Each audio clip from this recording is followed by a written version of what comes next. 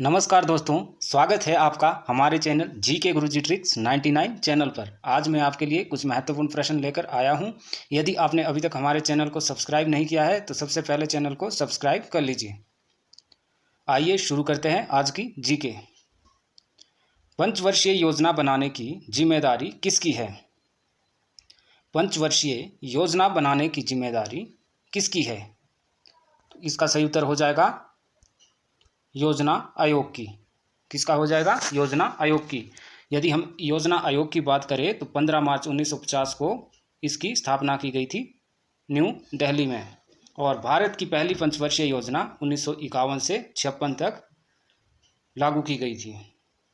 और योजना आयोग का अध्यक्ष जो है प्रधानमंत्री होता है। और योजना आयोग जो है 13 अगस्त 2014 को इसको समाप्त कर दिया था और इसकी जगह पर नीति आयोग का गठन किया गया था। आइए अगला प्रश्न देखते हैं। किस उद्योग में निवेश के लिए लाइसेंस प्राप्त करना आवश्यक है? किस उद्योग में निवेश के लिए लाइसेंस प्राप्त करना आवश्यक है? तो इसका सही उत्तर हो जाएगा सिगरेट निर्माण उद्योग। आइए अगला प्रश्न देखते हैं। भारत में वित्त आयोग के गठन का प्रावधान संविधान के किस अनुच्छेद में वर्णित है? इसका सही उत्तर हो जाएगा अनुच्छेद 280 में। क्या हो जाएगा? अनुच्छेद 280 में। भारतीय वित्त आयोग की स्थापना जो है 1951 में की गई थी और इसकी स्थापना का उद्देश्य था भारत के केंद्रीय सरकार एवं राज्य सरकारों के बीच वित्तीय संबंधों को परिभाषित करना था। और यह जो है वित्तीय आयोग जो है ये एक संवैधानिक संस्था है और इसका गठन जो है राष्ट्रपति द्वारा 5 वर्षों के लिए किया जाता है या आवश्यकता पड़ने पर जो है राष्ट्रपति समय से पहले भी इसका गठन कर सकते हैं। आइए अगला प्रश्न देखते हैं। राष्ट्रीय योजना समिति की रिपोर्ट कब प्रकाशित हुई? राष्ट्रीय योजना समिति की रिपोर्ट कब प्रकाशित हुई? तो इसका सही आंसर है 1949 में। निम्न में से लघु उद्योगों की क्या समस्याएं हैं?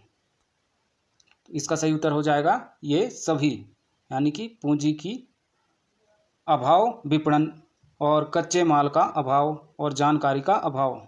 और लघु उद्योग जो है छोटे उद्योग होते हैं जिसमें कम कच्चा माल लगता है और कम मजदूरों की खपत होती है और कम उत्पादन होता है।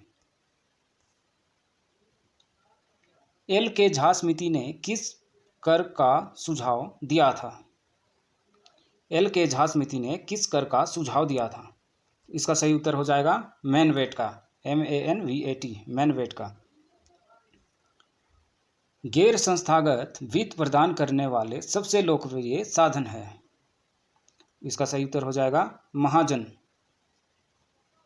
आइए अगला प्रश्न देखते हैं। नई राष्ट्रीय कृषि नीति का वर्णन किस रूप में किया गया है? नई राष्ट्रीय कृषि नीति का वर्णन किस रूप में किया गया है? तो इसका सही उत्तर हो जाएगा इंद्रधनुषी क्रांति।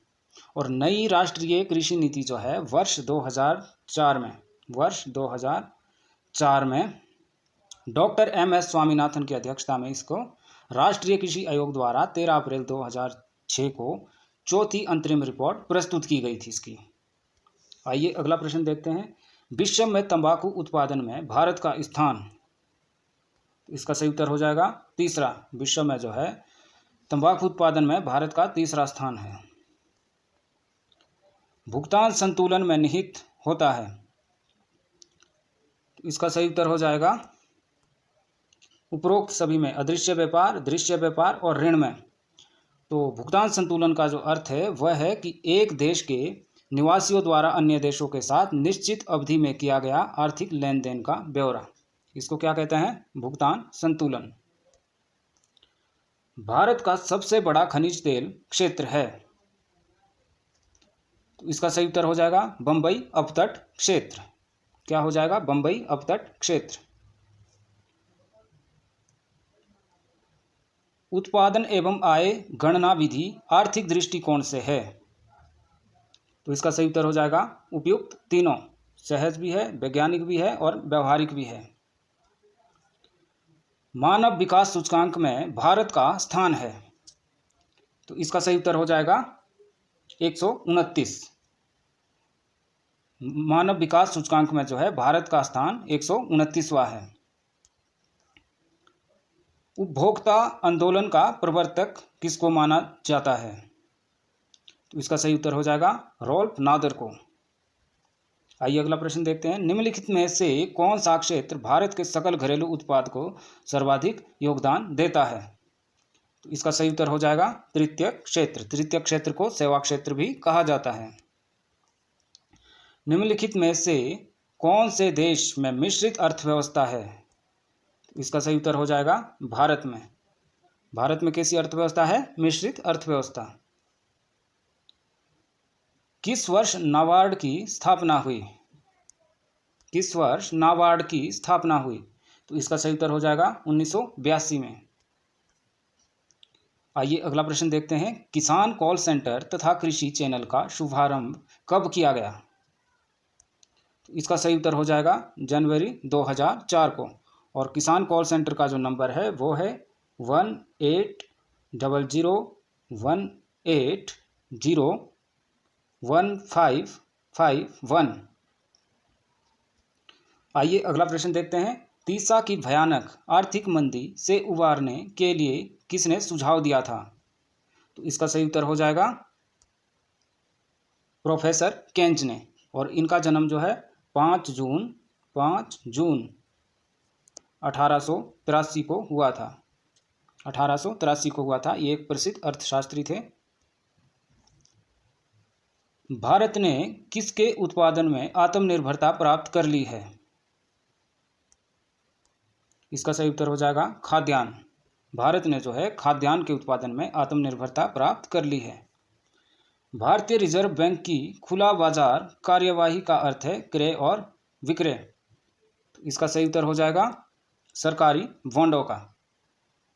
भारतीय रिजर्व बैंक की खुला बाजार कार्यवाही का अर्थ है क्रय और विक्रय सरकारी बॉन्डों का।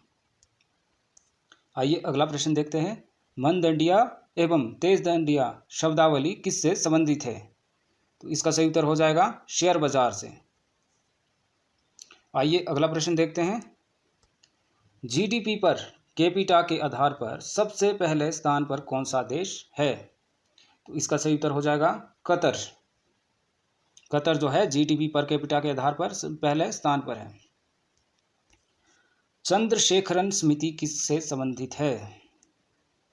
इसका सही उत्तर हो जाएगा शेयरों से। ये जो है शेयरों से संबंधित है। भारत को अधिकतम कर आय प्राप्त होती है।